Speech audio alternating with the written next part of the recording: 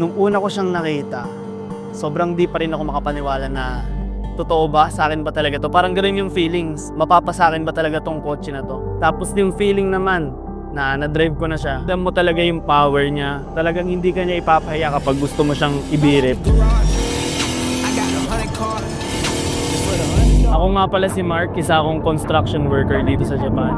Yung sasakyan na dala ko ngayon is, it's an R34 Skyline na 4-door, RB25.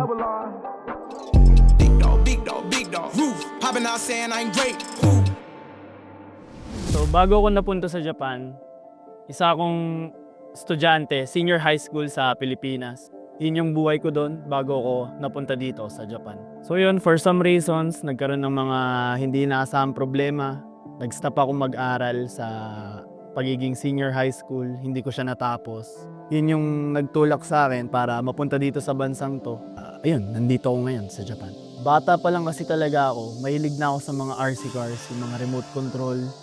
Yun yung mga hilig ko na tipong pag napunta kami ng mall ng pamilya ko, hindi pwedeng hindi ako mabibilan ng RC.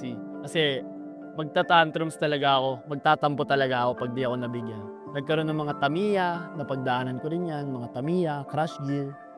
Doon na ako siguro nagsimula mahilig sa kotse. Expectation ko dito sa Japan, to be honest, sobrang excited ako nung una. Kasi feeling ko magiging smooth lang yung lahat. Kasi syempre, Japan na yan eh. Pinapangarap ng karamihan na makapunta dyan sa bansang yan. Lalo sa ating mga mahihilig sa sasakyan. Pero, yun, yung expectation ko, pero hindi pala ganun kadali. Nung una okay pa kasi kasabay ko yung mga pinsan ko. Nag-tourist visa sila. Tourist sila for 3 months. Medyo enjoy pa mo. Dahil araw-araw may kasama ako sa bahay. Dahil wala yung mom ko kasi nag-work. Kapatid ko na babae, kapatid kasi yung half Japanese na bata. Napasok naman sa school. Tapos yung stepdad ko nga dito, yung grade 10. Nasakto, kasabay ko yung mga pinsan ko pumunta dito. Ayun, masaya pa nung una kasi may kasama ko araw-araw, may trip kayo, ganito din. Saka bago pa sa Oo, bago pa eh. Kumbaga, gigising ka, may makakasama ka pa eh. So, dumating yung time na tapos na yung contract ng visa nila, tourist visa. Tapos unti-unti bro, dun ko na-realize na hindi pala ganun kasaya. Nihongo, wala pa akong alam. Kumbaga talagang para akong bumalik sa pagiging sanggol.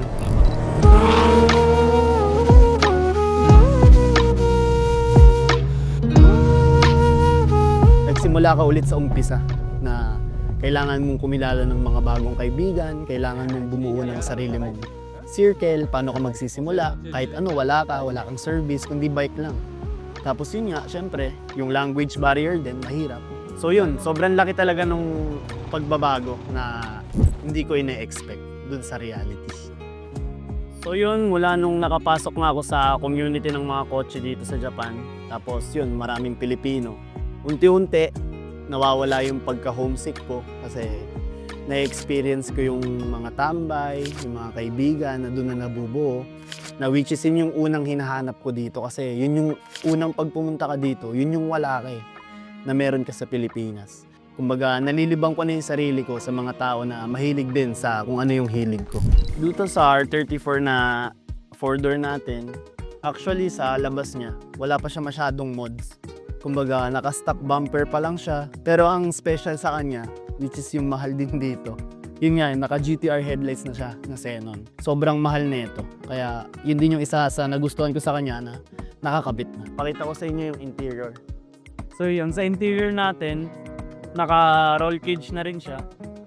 Nung nakuha natin, nakaganto na rin siya. Tapos yun nga, may mga defi gauge na rin siya.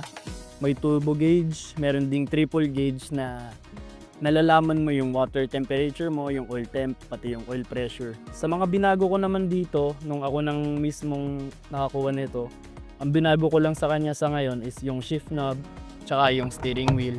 Tsaka ito, naglagay tayo ng quick release. Since naka-roll cage ako, tapos sobrang deep kasi ng steering natin, kapag nakakabit siya, ganyan siya kalayo.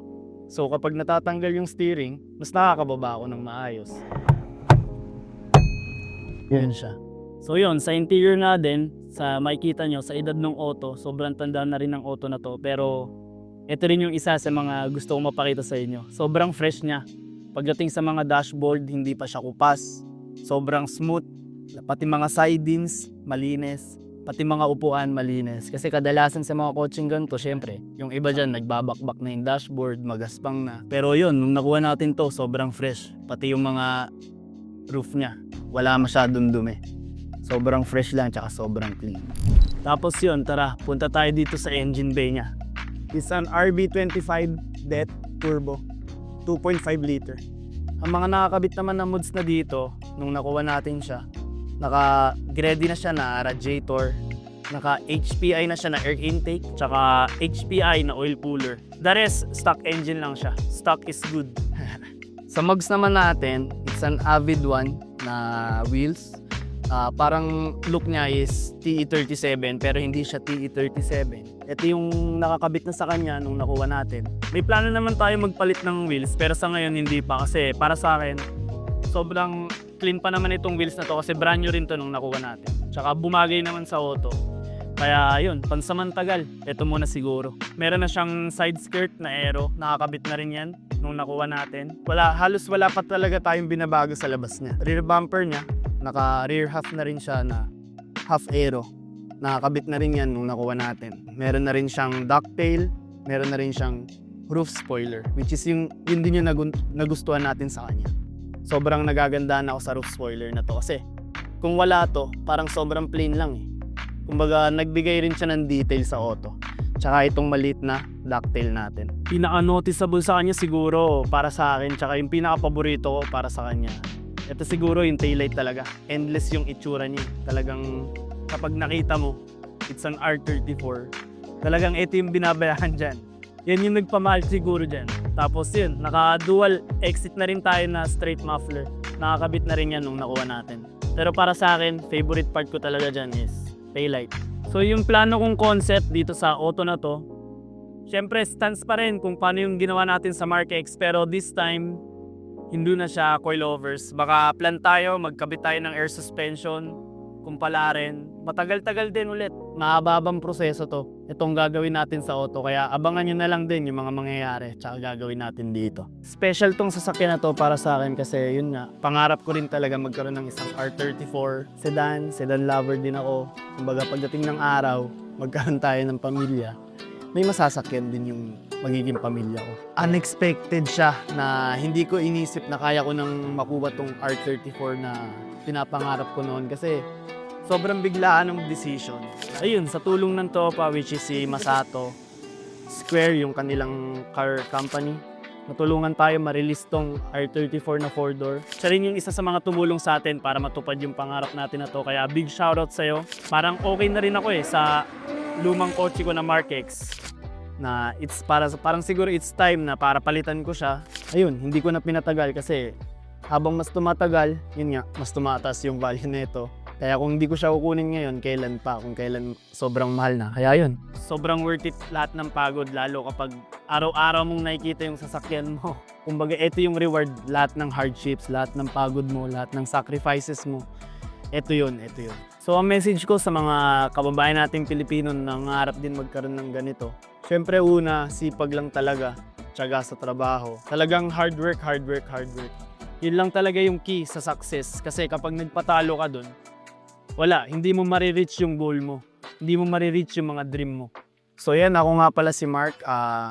Nagva-vlog din ako sa Facebook. You can follow me at Static Life with Mark. On my Instagram naman, you can follow me at markspec.34. Yun yung Instagram account ko. Doon ako nag-uploads ng mga about sa kotse. About vlogging naman, yung mga community natin ditong Pilipino. Doon ko ina-upload sa Facebook page ko, which is yung Static Life with Mark.